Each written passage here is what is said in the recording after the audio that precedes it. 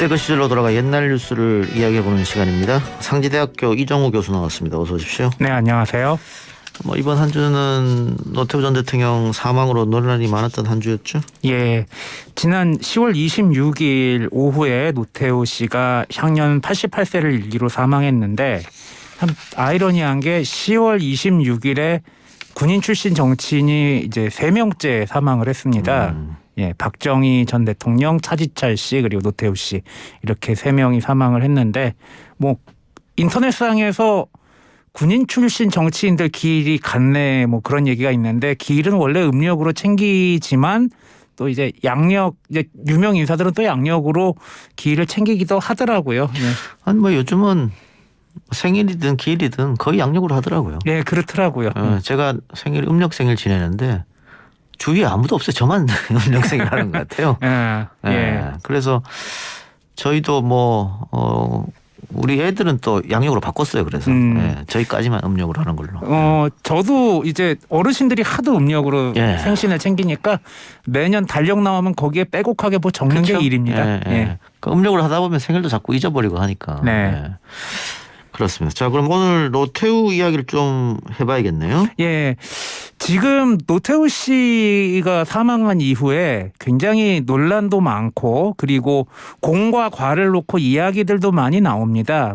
특히나 이 국가장으로 결정이 됐고 이제 국립묘지 안장은 안 하는 쪽으로 가는 것 같기도 한데 지금 국립묘지 안장이라든지 아니면 국가장 문제로 해서 오늘도 이제 시민단체에서 반발을 하고 청와대 청원 게시판에 서명도 올라오기도 했습니다.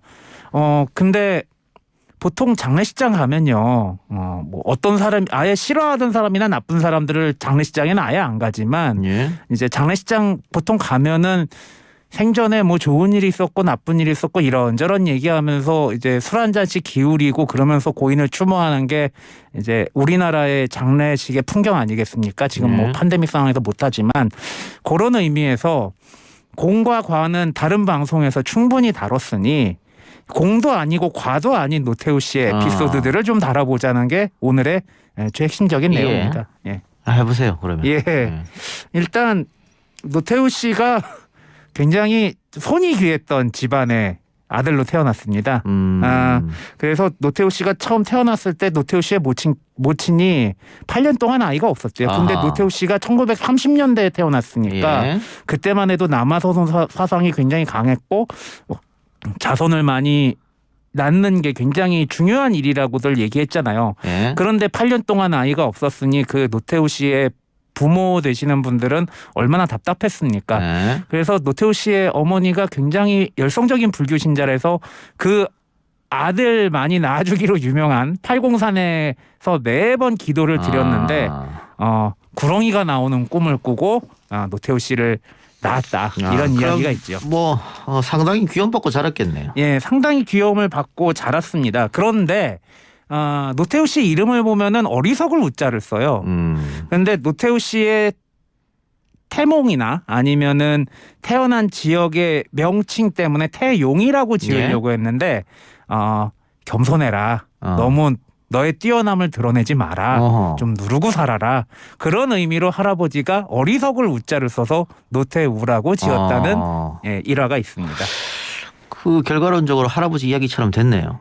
본인을 드러내지 않고 2인자처럼 조용하게 살다가 대권까지 움켜졌다. 근데 조용하게 살았다기에는 너무 역사적인 현장에 많이 있었던 것 같아요. 예를 들어서 박정희 씨가 5.16 군사 쿠데타 일으키고 육군사관학교 생도들이 지지 행진을 했지 않습니까? 그때 주도를 했던 사람이 또 노태우 씨였고 전두환이 시켰으니까 그렇게 했죠. 그렇죠. 그리고 그리고 그 노태우 씨가 12.12 쿠데타 그리고 5.18 광주 학살에도 관련이 있고 그리고 대통령까지 했으니까 결국은 1인자까지 간 거죠. 그러니까 2인자처럼 숨어서 사는 게 1인자로 갈 수 있었던 원인이다. 뒤에 이야기가 있을 줄 모르겠습니다만 박정희 정권의 2인자, 영원한 2인자라고 불렸던 김종필 씨가 12.12 군사 쿠데타 이후에 부정축제자로 구속됐을 때 노태우를 만나서 조언한 게 있지 않습니까? 조용하게 살아라. 그렇죠. 근데 이게 참 육사 선배 아닙니까? 예. 육사 선배인데 부정축제자로 몰아서 구속시키고 아마 김종필 씨 입장에서는 굉장히 수치심과 모멸감을 느꼈을 텐데 그 와중에 노태우 씨가 보안사로 불렀을 때 굉장히 깍듯하게 예우를 해줬다고 그래요. 선배님 하면서. 그런데 그런 걸 딱 보고서 김종필 씨가 이렇게 얘기를 했죠. 예. 당신은 전두환 2인자 같은데 2인자의 길이 날 보면 알겠지만 굉장히 어렵다. 내가 박 대통령 치하에서 가택 수사만 9번을 받았다. 앞으로 전두환 장군하고 절대 떨어지지 말고 그리고 전두환 장군 심기 건드리면 절대로 안 돼요.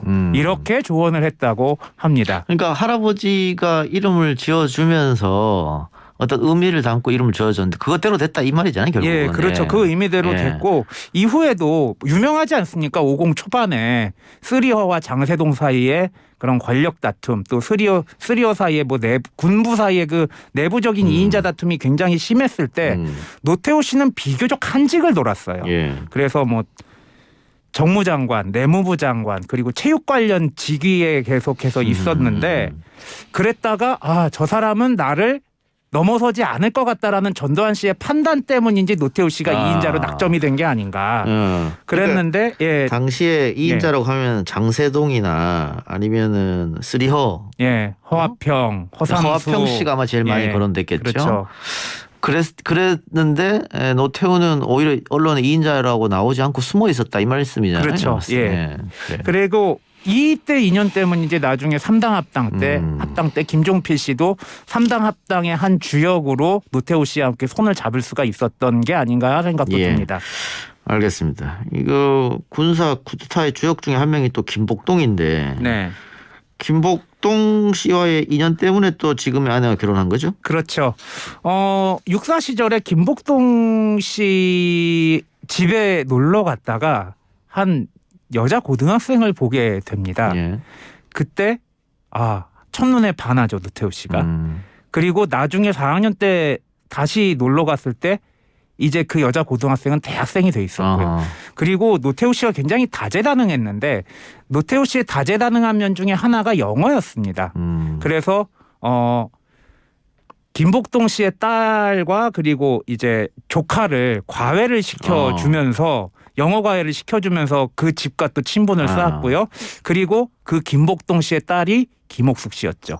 근데 나중에 중2로 김복동의 동생이겠죠, 여동생.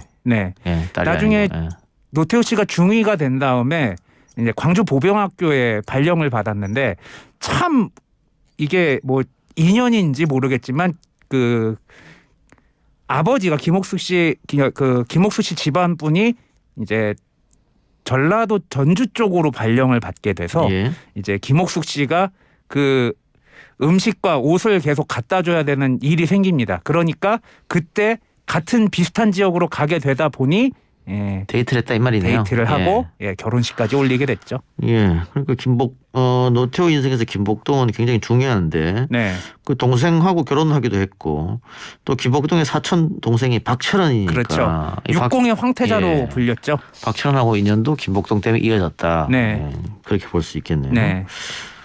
알겠습니다. 자, 근데 어쨌든 철저하게 2인자로 살며 숨지기던 노태우 씨가 결국은 전두환으로부터 정권을 이어받게 되지 않습니까? 그렇죠. 근데 받고 나서는 철저하게 50 청산, 전두환과의 거리를 두기 시작했습니다. 이거 아마 당시 전두환 씨 같은 경우에는 굉장히 배신감 느낄 수 있었던 일이었을 텐데. 앞에서 언급했지만 노태우 씨 입장에서는 계속해서 2인자의 자리를 숨겼고 이제 2인자로서 발톱을 숨긴 셈이죠. 전두환 씨 입장에서는 그런 노태우 씨를 보고 내가 앞으로도 상황 정치 비슷하게 할 수 있겠구만이라고 판단을 했던 것 같은데 결국에는 시원하게 뒤통수를 맞는 그런 일이 생기죠. 실제로 전두환 노태우 사이는 굉장히 친한 친구였고 서로 앞서거니 뒤서거니 했는데 어느 순간부터 전두환 씨가 군내에서 치고 올라오게 되고 그 이후부터인지 노태우 씨가 전두환 씨에게 굉장히 예우를 깍듯하게 했습니다. 대통령 이후에도 각하했고 항상 존댓말을 썼다고 해요. 그런데 노태우 씨가 대통령이 된 이후에 일단 대통령이 되면 이취임식을 하지 않습니까?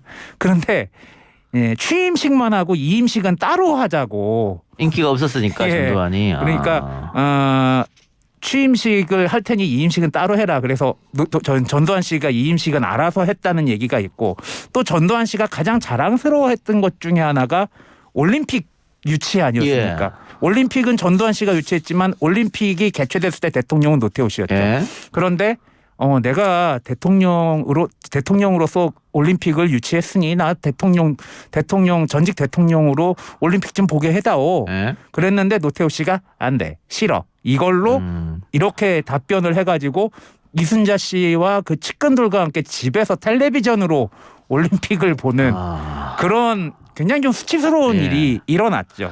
뭐 당시 육공 정권으로서는 전두환 씨가 올림픽 스타디움에 나타나면 오히려 야유 같은 게 쏟아질 수 있으니까 네. 집에서 TV를 봐라. 예. 했겠습니다만 당사자 입장에서 굉장히 불쾌했을 것이다 이 말씀이고. 그렇죠. 예. 예. 자 그렇게 이제 5공화국과 차별화 전략을 해서 결국은 뭐 백담석까지 전두환 씨가 가는 그런 일이 있었는데. 그리고 총선 때 5공화국 때 인물들을 이제 공천을 하려고 그랬는데 그 공천도 죄다 탈락을 시키게 됩니다. 진짜 이전의 민정당과 지금의 민정당이 다르다. 5공화국 때 민정당과 6공화국 때 민정당이 다르다라고 생각을 했던 것 같아요. 그래서 그때 당시에 정무수석인 김용갑 씨가 전두환 씨에게 찾아가가지고 여론이 안 좋아서 주변 분들이 공천을 이번에 못 받게 됐습니다라고 했더니 전두환 씨가 어떻게 나한테 이렇게 할 수 있냐고 엄청나게 김용갑 씨에게 화를 냈다는 일화도 있습니다. 뭐 권력은 이미 뺏겨버렸는데 뭐 화를 내봐야.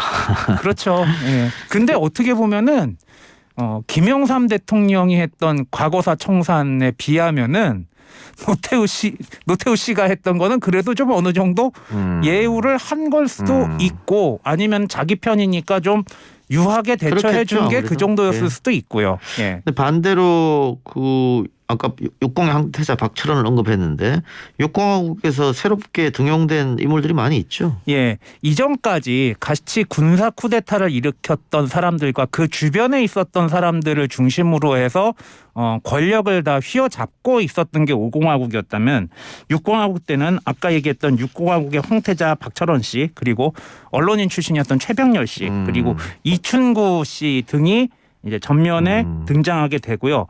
이때 경제를 총괄하고 경제 정책을 펼쳤던 경제수석 비서관이 한 명 이제 눈에 띄는데 그 사람이 바로 김종인 씨였습니다. 아, 그렇군요. 예. 알겠습니다.